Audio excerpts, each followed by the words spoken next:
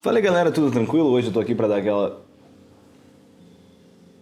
pregadinha e eu quero falar com vocês brevemente sobre o sofrimento. Recentemente eu estive participando de uma conferência onde me pediram para falar um pouquinho sobre o sofrimento e eu fui estudar, orar e eu encontrei algo que foi muito legal e edificou bastante a minha vida, pensar um pouco mais no assunto. Apesar de lidar com o sofrimento o tempo inteiro, a gente não pensa no sofrimento o tempo inteiro. E é importante que pra gente, lidar com a vida do jeito correto, do jeito, assim, segundo a vontade de Deus, que a gente entenda também qual que é a perspectiva de Deus acerca do sofrimento, né? Qual que é a ideia bíblica acerca do sofrimento. E eu quero que, então, se a gente pensando em sofrimento, a gente separe duas coisas aqui.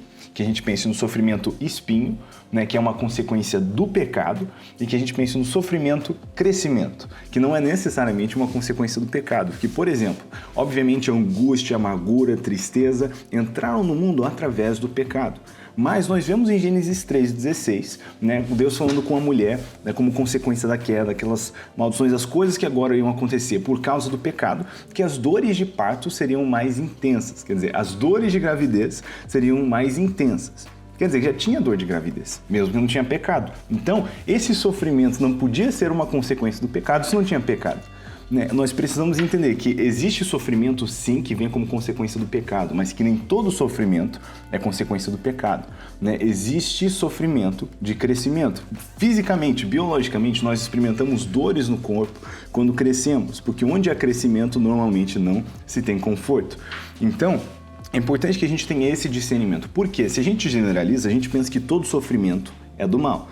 A gente imediatamente já quer mandar o reteté do sofrimento e repreender ele para longe. Existe sim muito sofrimento que nós podemos evitar, mas existem sofrimentos que são além do nosso controle que não são necessariamente evitáveis. E aqui que eu quero que você pense nesse sofrimento de crescimento. Pensemos em Jesus, por exemplo. Hebreus 5,8 fala que Jesus aprendeu obediência pelas coisas que sofreu.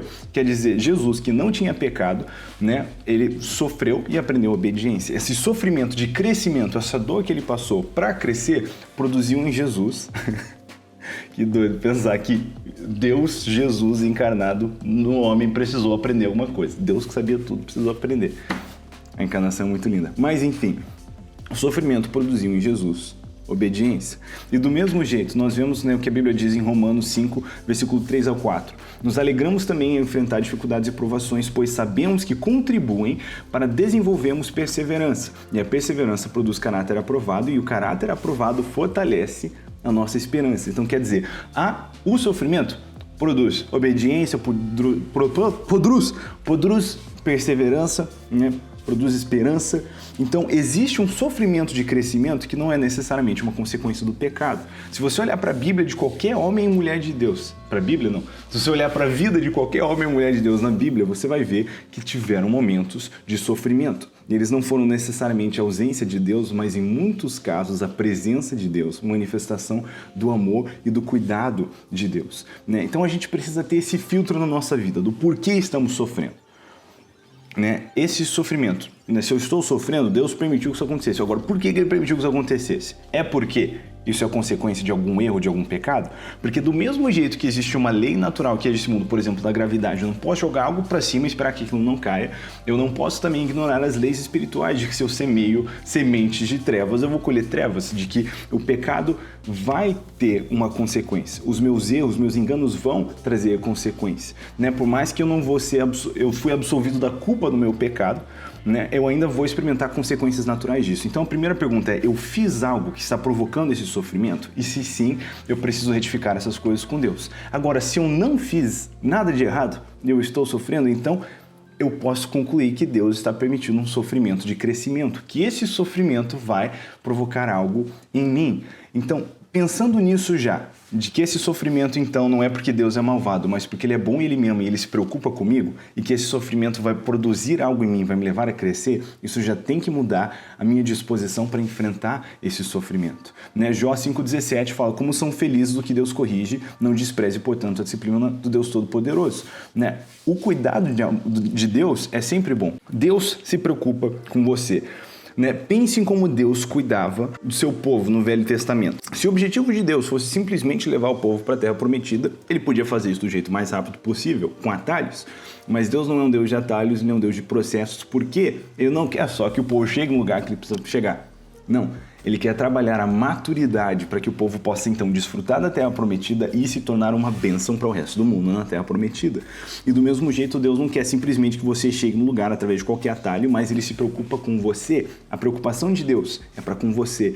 Então ele permite que você sofra para que você aprenda e que essa maturidade cresça no seu coração para que você possa de fato não só desfrutar do chamado que Deus tem para você, mas ser verdadeiramente uma bênção para as pessoas ao seu redor dentro desse lugar. É por isso que nós passamos por processos. Pense em José. José foi um cara que sofreu pra caramba. Os irmãos dele venderam ele como escravo. Ele foi para uma terra diferente lá no Egito, começou a prosperar na casa de Potifar, daí ele foi preso injustamente. Vendo? Deve ter nada pior do que ser preso por um crime que você não cometeu. Ele foi preso injustamente, mas Deus estava no controle. Não somente a prisão, né, foi uma bênção para José, como José foi uma bênção para a prisão. Se nós temos uma mentalidade imatura de que todo sofrimento, todo perrengue que a gente passa é do mal e tem que acabar agora, no nome de Jesus a gente chega na prisão orando, o Senhor me livra daqui.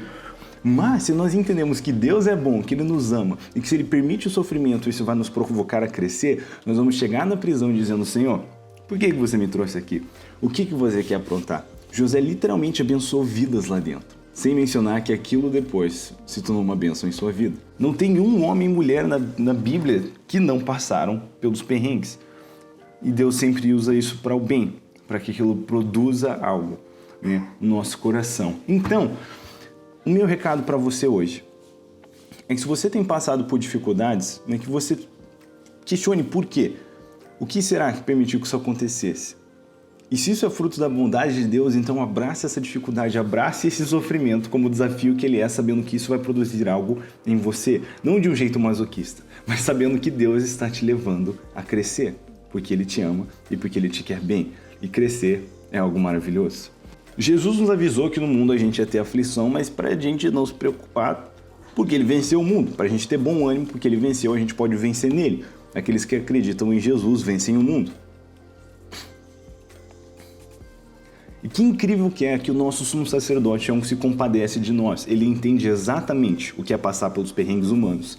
E ele entende exatamente o que é não pecar, mesmo passando por perrengues humanos. Então ele não só entende qual que é a minha dor, mas ele sabe exatamente o que eu preciso fazer para vencer. Deus nunca sobrecarrega ninguém com propósito. A palavra de Deus diz até em 1 Coríntios 10:12 que Deus nem permite que eu seja tentado além da minha capacidade de vencer. Deus não permite, é uma lei espiritual. Quer dizer que cada vez que eu sou tentado, Deus já entregou na minha mão a vitória, a chance de vencer sobre o pecado. Eu preciso entender, Judas 1:24 diz que Jesus não somente me apresenta sem culpa diante do Pai, mas Ele me impede de tropeçar. Ele não só absolve a minha culpa, Ele me ajuda a não fraquejar. Então, esse sofrimento do espinho muitas vezes é evitável na minha vida. Por isso que eu posso declarar que mesmo né, estando aqui no mundo pecaminoso, eu posso declarar que mal algum me sucederá. Porque eu estou debaixo das asas do Senhor, assim como os pintainhos estão debaixo das asas da galinha. É por isso que a Bíblia diz que 1000 cairão ao meu lado, 10.000 à direita, mas a mim mal algum acontecerá. Não é uma canção vingativa, dizendo vai dar ruim para todo mundo, menos para você. É porque eu posso ter fé que o Senhor vai me livrar desse sofrimento, se esse sofrimento for simplesmente um espinho e não necessariamente algo que vai me fazer crescer.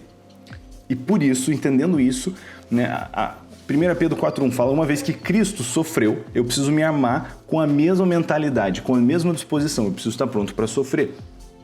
Só que eu acho que a nossa atitude tem que ser de novo, como a de Sadraque, Mesaque e Abednego, como a gente vê em Daniel 3:16. Eles estão prestes a ser lançados numa fornalha com fogo. O que, se você não sabe, é um negócio sofrido. Nunca fiz, mas não recomendo. E eles dizem o seguinte pro rei. Eles dizem, rei, né, o motivo pelo qual eles estão sendo jogados é porque eles não vão desobedecer a Deus. Eles estão prestes a perder a vida por causa disso. E eles dizem o seguinte, Deus pode nos livrar. Eles conhecem a capacidade de Deus de livrar eles daquele sofrimento. Ele diz, Ele vai nos livrar. Eles têm fé e convicção, certeza de que Deus está cuidando deles, mas eles dizem a terceira coisa. E mesmo se Ele não livrar... Oi? Está parecendo bem tipo sneaky. E mesmo se Ele não livrar, Deus é bom. E se Ele permite que eu vá sofrer isso, então a sua bondade está no controle. Esse sofrimento, então, se Ele não me livrar desse sofrimento, é fruto do seu amor, da sua bondade. Se Deus acha que é melhor que eu queime na fogueira, então me torne um mártir, que sua vontade seja feita. Como Jesus orou no Getsemane, não a minha vontade, mas a sua. Se tiver um jeito de evitar esse copo de sofrimento, amém. Se não tiver, você é Deus. E você está no controle. Então, meus amados, a minha oração sobre você nessa semana é que você aprenda a olhar para os sofrimentos da sua vida e reconhecer. Que você possa reconhecer o sofrimento que você não precisa sofrer, mas que você reconheça também o sofrimento que Deus permitiu na sua vida, para que isso produza frutos em você, para que isso produza crescimento. Do mesmo jeito que Jesus aprendeu a obediência, do mesmo jeito que Paulo fala que nós podemos aprender a perseverança através do sofrimento. Nós precisamos nos lembrar que Deus é bom sempre e que Ele está permitindo que a gente passe por perrengues. Então, isso não é por causa de maldade, porque Ele é bom e nele não há maldade alguma. Esses perrengues vão ser por causa do amor de Deus e da sua presença, e não da sua ausência. Deus abençoe você, se encoraje aí nesses momentos de desafio, saiba que se Deus é contigo, meu irmão, só vai.